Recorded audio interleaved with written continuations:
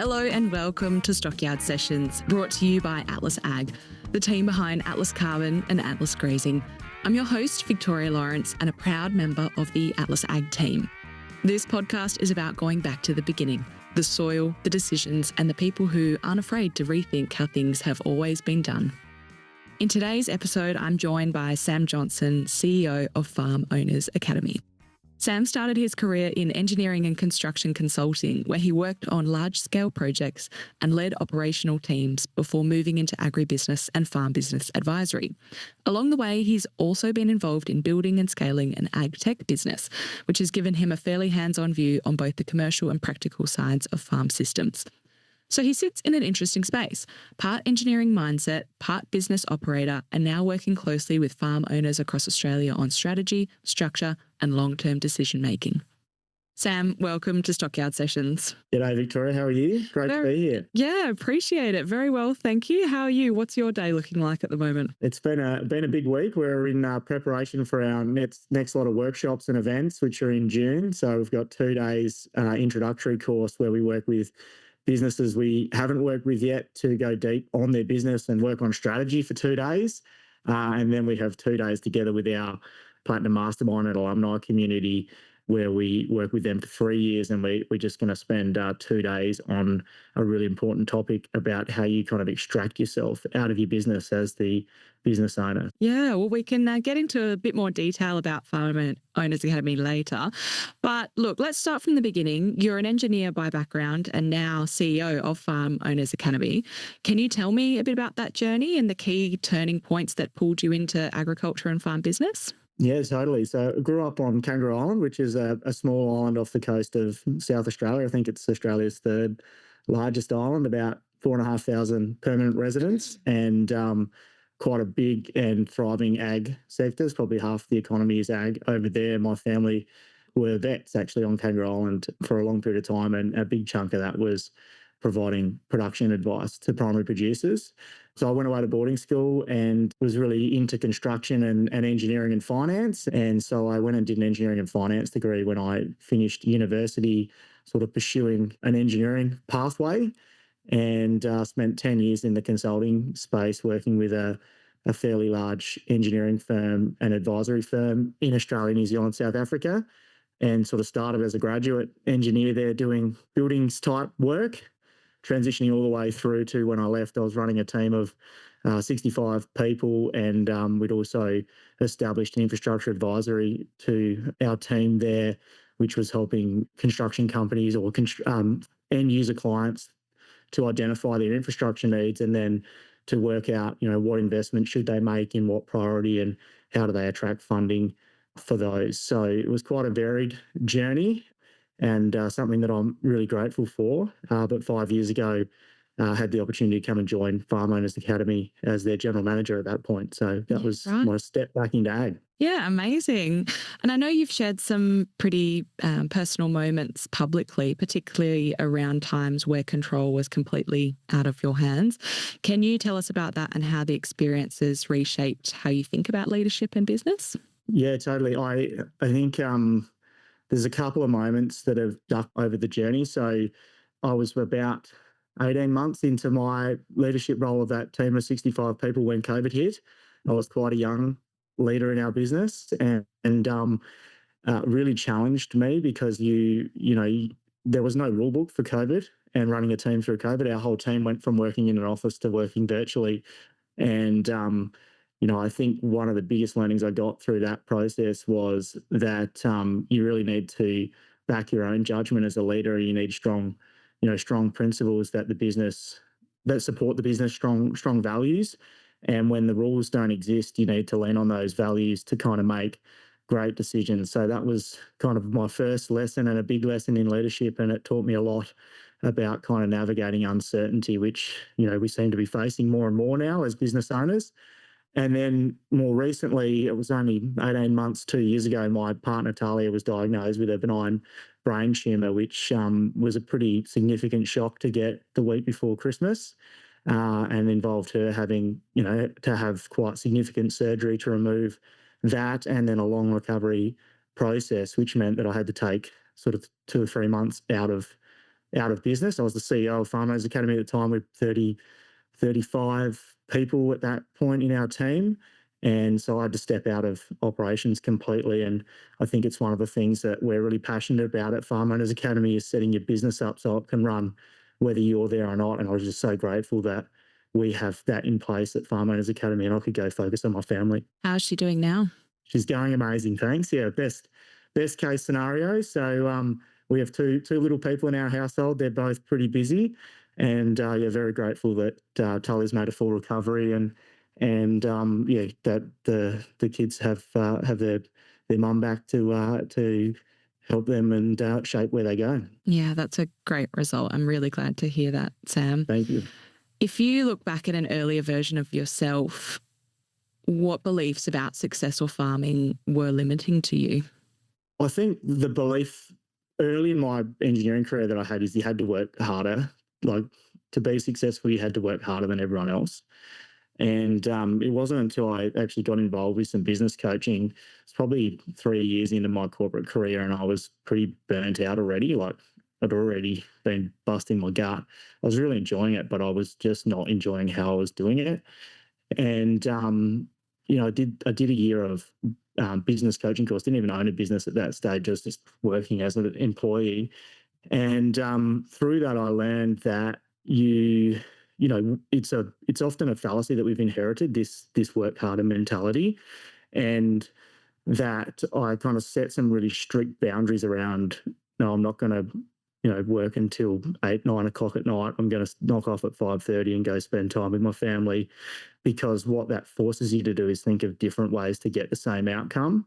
And so I attribute a lot of that kind of change in belief to the rate at which I was able to move through the organisation, because I was doing things differently to a lot of other people around me, but I was bringing a different perspective than they were, and it wasn't just work harder. And I think that is so true to agriculture, where you're living and working in the same place. And I'm sure, that's a big part of what you discuss with your producers and farmers that you deal with. But yeah, it is hard to have that separation when it's all in one, I imagine. Oh, it's so hard. I mean, the same process when you start working from home. When COVID came around, I think a lot of people experience that outside of ag as well. But I think particularly hard when it's agriculture and you don't have good disciplines around it. You're lying in bed at night, all of a sudden the bedroom becomes the boardroom when it's, that's not the time to be having a business conversation, or you duck down to the shed after dinner to go do a 5-minute job and 3 hours later you come back and you've missed that time with the kids.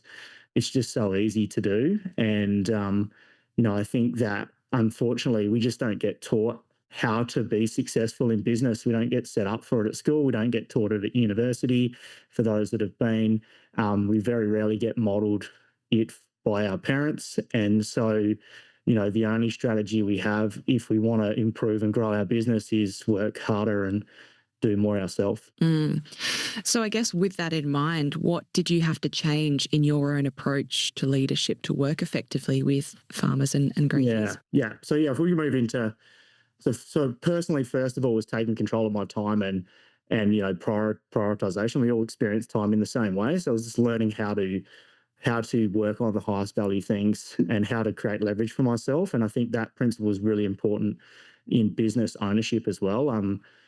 As a business leader, you also always should be asking, what is the highest value use of my time? And for farm owners, I think often we can get caught doing $25, $30 an hour tasks at the expense of spending time on $500,000 an hour tasks that could be more strategic. And to give you an example of what that might look like, it's if you could spend a couple of extra weeks on grain marketing, for example, how much more income could you generate? Or if you could figure out a way to increase your carrying capacity on your farm for a livestock business by half a DSE per hectare, what impact to profit does that have? But how much time are people actually doing that? They're out doing the fencing that they could get someone else in to do for $25, $30 an hour. Yeah, absolutely. It is a hard one because I know a lot of farmers enjoy those jobs as well. So They enjoy being on the land, but that's where, the struggle comes with having to do more of the business side of things to really progress. Yeah, and I think like I want to make the point very clear that we're not about not doing those things. It's just about how do you set the business up so that you do them when you want to do them and they can still get done even if you don't want to. So, and they're not happening at the expense of the things that are driving the performance of the business. So that's the key distinction. By all means, if you love farming, you love, going and doing some fencing, you love being in the tractor, do that still. Don't not do that. Mm. So let's talk about Farm Owners Academy now. So for those who may not be familiar with it, what is the core problem that you're solving for producers? Yeah, so Farm Owners Academy has been around for about 11 years now. We're now, I think, 11th year. It came out of, so Greg Johnson, who's our founder, along with Andrew Roberts, started the business to really solve the problem of why is it that there's all this great technical information out there for farm owners. There's all these resources available, but when you put 15 farmers in a room and tell them the same information, 3 of them go do something about it and the other 12 don't. And that there's really a significant difference in terms of the profitability between the top performing farms in Australia and the average farm. It's in the order of 4 to 5 times more profit, and they're not doing things drastically different to the average farm owner. So Farm Owners Academy came out of that premise of, why is it that people don't take the action, and what could we do to support business owners to upskill themselves in these business skills that sit around the technical side of farming, not the technical aspect, but the actual business skills, to understand how it is that they can then implement those to drive the performance of their business. So that was the drive behind it. And really our aim is that if we can help as many farm owners as we possibly can, that we know that rural communities will improve, and they're great places to live when they're going well.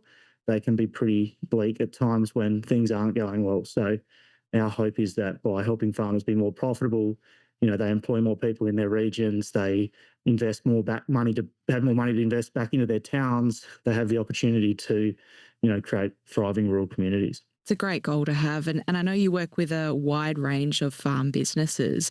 What patterns are you seeing or trends right now across Australian agriculture? There's a number. I think the biggest one I would say is that if you were to generalise, and it's always dangerous to generalise in agriculture, but if you were to generalise, a lot of farm businesses are running a business model that's 5, 10, 15, 20 years old. Things are being done a certain way because they've always been done that way. And as we all know, the world's changed a lot in the last 10, even 5 years. And so, those businesses just aren't performing to the level that they need to. And once again, it's not that there's a problem with the technical skill of the people running those businesses. It's just that they're not aware of the shifts they need to make in the business operations, in, the enterprises they run, in the way that they think about running those enterprises, that is preventing them from reaching the level of profit that they need to. Yeah, okay. So that's the first one. I think the other trend is, I think people are getting they're pretty challenged at the moment. We've been through a period where agriculture was pretty good through COVID and post-COVID. We had pretty good seasons generally across the country. Commodity prices were pretty good generally across the country, and interest rates were at all-time lows. And so your performance of your farm was pretty solid, even if you weren't running a really high profit business. In the last few years, we've seen that shift a lot. Even in last year, particularly for cropping businesses, prices have come back. Livestock had their challenges a couple of years ago when the markets really dropped away. And as we all know, interest rates have increased a lot. So, things are getting more expensive and commodity prices have come back. And so people are really feeling the pressure of that. Yeah, absolutely. So I guess with all that in mind, where are producers making the most progress at the moment? And also then where are they getting stuck? Yeah, that's an interesting question. So I think the most progress is being made in understanding what actually drives the performance of their business. Often, so this is the ones we're working with, often they have the nuts and bolts of what they need to, there is an enterprise in there that they're running that has the potential to be a really high performing enterprise. They're just not quite doing 2 or 3 things that get it to a point where it's really successful. So that's number one. I think number 2 is that there's either a lack of use of consultants in their business, so they don't have good advisors around them, they're not using them, or there's an over-reliance on them to be making decisions in their business, and they're kind of abdicating their responsibility as a business owner. And so, we spend a fair bit of time working with business owners, helping them realize that they are responsible for the performance of their business. It's not their accountant's job to run their business. They're responsible for their financial position. They're responsible for making the changes on farm that lead to a better outcome for their family and for the business. And it's up to them to get the right team around them and also upskill themselves to be able to make those changes. So that shift really is the changer for me. We talk about it as mindset, but it's your mindset as the farm owner. Are you playing above the line or below the line? Above the line, you take ownership, accountability, responsibility for 100% of what's happened in your life and where you're at. Below the line, you've got blame, excuses, denial, bad season, bad weather, bad prices, damn agronomist, stupid machine, that sort of thing, right? And those conversations must be difficult. I'm sure they're quite confronting to people when you're talking about that for the first time. What kind of response do you get? Do you get any negative response to that, or are people who are coming to see you, are they fairly open with wanting to know what they can do to change? I'd say it's a continuum. Like, some people are wanting change and they're looking for it. Others aren't. They can be resistant to it and they've got their elbows out for quite a bit of time, but they know that what they are getting at the moment is not reaching their potential or what they want. And so they'll sit in that discomfort for a bit, which is all that we really ask people to do. And we do aim to do it in a non-confrontational way, Victoria. Like, we try and help people to discover where it is that they're sabotaging their own success, because ultimately that's what it is. So it's not that they're wrong or that we're wanting, to make people wrong for how they're thinking about things. It's just that if you're not taking full responsibility and accountability for everything that's happening, then you're missing opportunities to improve your situation, because it's always someone else's responsibility to go and change it. So I think it is a bit of an awakening for people. Once you see it, you can't unsee it. And so for a lot of people at our 2-day workshop, they have that shift pretty early in the 2 days, and it does throw them into a little bit of perturbation. So perturbations where you're feeling pressure, you feel uncomfortable, that's part of learning and growth. And so, our members get used to that feeling, because to learn new things, to achieve something different to what you've already got, you need to do things differently and feel differently. Yeah, absolutely. It's that old line of, if you're doing the same thing and getting the same result, then you can't expect anything to ever change. So that's right. What are the common traits that you see in businesses that are adapting well to change? Is it just about that mindset, or are there other things as well? Good question. First one would be that they have a growth mindset. So they're always asking the question, is there a better way to do this than we're currently doing it? So they hang on to the system that they've got while it serves them. I've heard Jeff Bezos talk about this, like, ideas are like tools. A lot of us hang on to ideas like they're our identity, but his encouragement is to treat ideas like tools, right? So while the idea is serving you, then hang on to that idea, put it in your tool belt. As soon as there's a better idea or that idea is not serving you anymore, put the idea down and go and pursue the next one. So I think it's a good kind of frame of reference. So yeah, growth minded. They're always finding new and better ways. They surround themselves with successful people, so they're always looking to find others who have done it or are doing it in a different way that is high performing, and they take the time to go and learn from them. And what I'd encourage everyone listening is that a lot of the high performing people probably sit there and wonder why more people don't ask them what they're doing. They're not hoarding the knowledge. They just don't get asked, how do you do that? What are you doing that's different to what I'm doing? Most people want to share. And I think that's a real skill that a lot of these high performers have, is they just ask unreasonable questions of reasonable people and they get answers that most other people don't.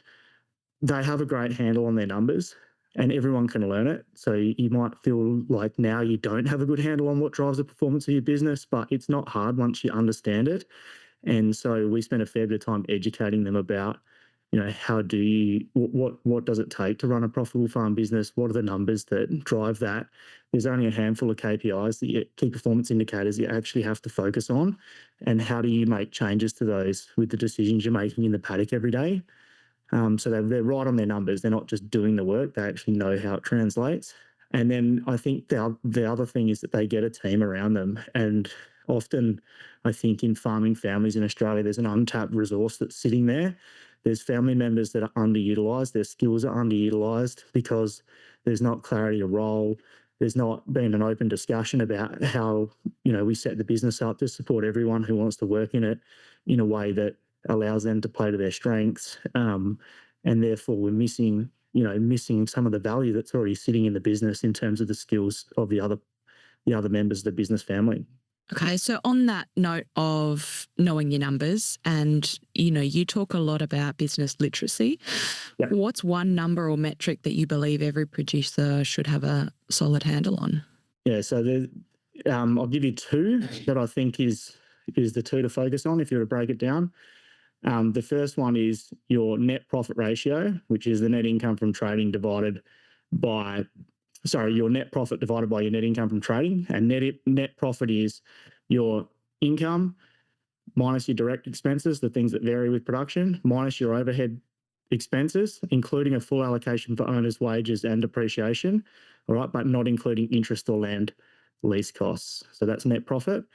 So the target for most broadacre farms is 30% or better. So in an average season, average prices, if you can get your business set up to do that, in the good years, it'll make a lot of money. In the poorer years, it'll hopefully break even. But overall, that's a great target to start with. And then the other KPI that relates to that is your finance cover ratio. So the number of times that your net profit covers your finance and lease commitments. And the KPI for that is 3 for high performance, but you don't want it to be less than 1.5. If it's less than 1.5, you're farming for the bank. Yeah, farming for the bank is a very interesting way to say it, but it's very true, Sam. All the profit you generate is consumed to cover interest, right? So, and for a lot of farms, unfortunately, that's the case in Australia. The average farm owner in Australia is just covering their interest cost. It's a sobering thought, isn't it? Mm. So we're seeing more producers explore natural capital opportunities like soil carbon as an additional income stream. So in your view, what's the best way to approach those opportunities so they support long-term goals of the farming business? One mistake that I see people make is that they've got an underperforming or a poor business model. They're trying to go to a natural capital project for a Hail Mary type response. And I think that's completely unfair on the project itself and completely the wrong way to think about it. So if that's your thought that this is going to get me out of trouble, then I feel like you've already started in the wrong thought. So what I would say is that you should focus on what is it that's going to drive a profitable business model on the farm first from farm operations.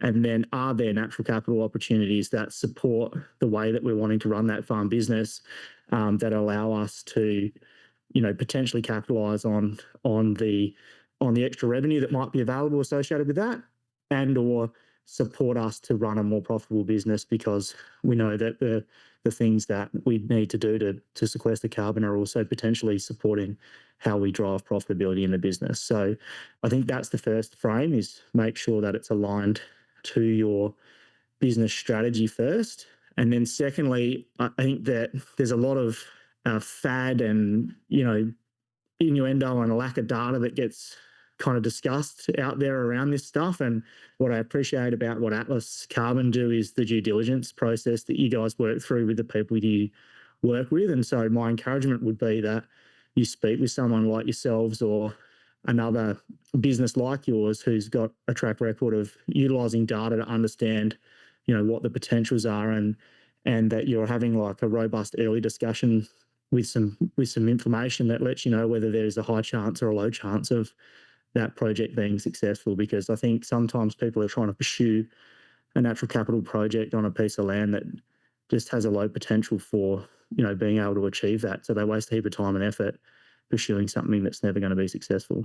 Yeah, that's definitely our focus, is core business first, carbon as a bonus, which I guess lines up with everything about what you're doing at Farm Owners Academy, really focusing on how to build that core business first. For us, it's the grazing side of things. And yeah, appreciate you saying that. I guess from your perspective, what consistently then separates the top 20% of producers from the rest when it comes to the discussions that you have with the people that come through Farm Owners? The key shift would be that they have a focus on cost per unit of output, not total cost per hectare. So if you think about your farm business, And I'm just talking in the profit metric here. Okay, so not talking about time freedom or any of those other things, but profit precedes most of the other stuff you want in your business. If you're not profitable, it's pretty hard to get your time back. It's pretty hard to go and maintain your land to a higher standard, to invest in other projects like natural capital projects and those things that might be there. So I think it starts with the profit, which is why I'm talking about that. So they focus on cost per unit of output, not total cost per hectare. So what I'm talking about when I talk about that, you've got ideally what you're wanting to do is optimize profit per hectare, all right?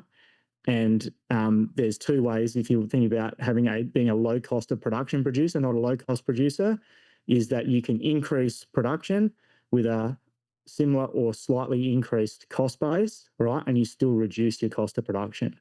So that's a big shift for people, I think, is realizing that we're not here to be low cost per hectare. We're here to be low cost per unit of output. And I also think that it would be good if that conversation extended into the carbon space, where we got away from a focus on units of carbon per hectare and we got into units of carbon per unit of productive output, because ultimately that's what the land's there to try and achieve. Yeah, absolutely.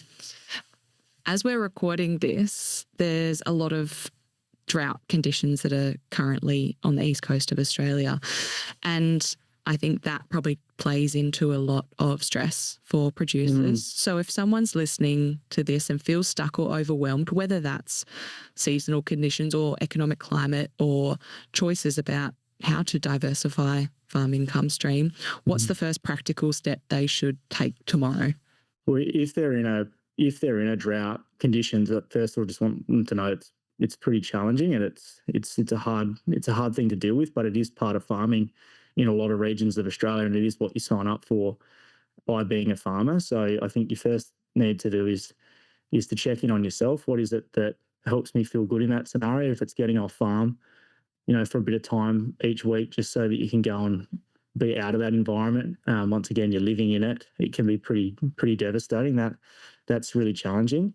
But also, you can't steer a parked car. I think a lot of people get stuck in decision paralysis through those drought periods, and the people that come through it the best are making, good decisions fairly quickly. Whether that be to confine stock and feed if you're running a livestock enterprise, whether that be to sell down, wait for things to get better, whether that be to chat with your agronomist and figure out a different plan for your cropping that might be lower risk than what you'd planned, and running those numbers with your forecast, getting conversations going with your bank early, making sure you've got cash reserve that you need to get through the season, just being generally proactive rather than letting it happen would be my biggest suggestion. And then just talking with other people that are going through it as well. Don't sit there and suffer in silence. Make sure that you're working with your community to figure out a plan. There are also some awesome resources on a lot of the government websites, even MLA and those sorts of things, just about, what is the maintenance ration for different class of livestock. So if you're trying to figure some of that stuff out, you can actually go and make some good assumptions around, how much is it actually going to cost me to feed these animals through. Yeah, that's great advice. Thank you, Sam. So let's look ahead. What do you hope Farm Owners Academy looks like 5 years from now? It's a great question. We're so pumped to just work with the farmers that we do. We work with an amazing group of farm owners across Australia and New Zealand. And to be honest with you, if we are just working with the same group of farm owners, for the next 5 years, I'd be totally stoked. Get up every day excited about work, excited about the people that we're working with, and even more excited about watching the results they get in their family and their life, as well as their business. So, from my perspective, we're already achieving all the success we could hope for. And if we're just helping one more family at a time, that's all I care about. But yeah, I have a hope that Farm Owners Academy continues to grow and that we can continue to serve more people across Australia and New Zealand. We just started in New Zealand, first event a month ago, and we're really pleased with how that went. We learned a heap about our Kiwi friends across the ditch, and have got a number of them joining our 3-year program, which we're really excited about. Amazing. Congratulations on starting down there. It's a great part of the world. To start wrapping up, keen to get some thoughts and some take-home advice for producers listening at the moment. If they want to improve their business over the next 12 months, what's 2 or 3 changes that would actually move the needle for them? Yeah, I think the first thing that you need to do is assess where you're currently at. So get a good handle on the current business performance, understand, how is the model currently performing. So step number 1, you need to set some good goals. And I don't think we've been taught how to set goals. And the problem with a lot of businesses, we're trying to make change from where we are, and we're making these incremental changes. But if you want to do real strategy, what we've got to do is think out into the future, 10 or 15 years. What is it that we want for our life and our business? And get super clear on that. Okay. And then we need to project ourselves out into that 10 or 15 year future and look back on the business today and think about what are the changes that we need to make today that are going to move us towards that goal. And then we need to start taking action today on the thing that's going to move us towards that goal. So they're my 3 bits of advice is know your numbers, know where you're currently at, get a really, really clear goal, vision for the future that you and your family are inspired and aligned to. Okay. And then figure out what's the one thing that I'm going to do this week that's going to take me towards that goal. And if we're looking at ways that potentially we can simplify, is that where producers might be overcomplicating a little, is not finding the small steps that they can do? Is that what you'd say to simplify life a little more? Well, I think absolutely simplify. Simple systems scale, simple businesses are easier to run. So if you're running lots of enterprises that are conflicting for resources, our benchmarking would show that typically you're going to underperform those that focus on 1 or 2 enterprises and do them really well. Simplifying the commitments you might have outside of your farm business too. Sometimes you need to put your own oxygen mask on first before you go and help others. And I think sometimes business owners are spread so thin in their community that their business is suffering because of their attention split. And so totally, if you feel overcommitted, perhaps there's an opportunity to just think about what's really serving you right now. It doesn't mean you don't go and support those committees or community events, in 12 or 18 months' time. It just might mean that you need to spend some time focusing on yourself and your business for a little bit. And and then I think simplifying what you commit to as well. Sometimes we overcommit ourselves to a whole heap of things, including getting wrapped up in social media and following the news and those things. And if you can cut that stuff out of your life, it simplifies what you have to focus on quite a bit. Amazing. Sam, thank you so much. I've really enjoyed this conversation because it's gone well beyond just farm business. I'm so glad to hear Tylee's doing well, and I appreciate you sharing your experience and perspective with us. So thanks for being my guest today. Thanks, Victoria. That's been amazing. And if people want to learn more about Farm Owners Academy and access a heap of the free resources we've got around improving their business, they can head to farmownersacademy.com, check out our free resources, or jump on and listen to our podcast. There's over 200 episodes there now of amazing success stories in farming business and a heap of tips on how to improve the way you run your business.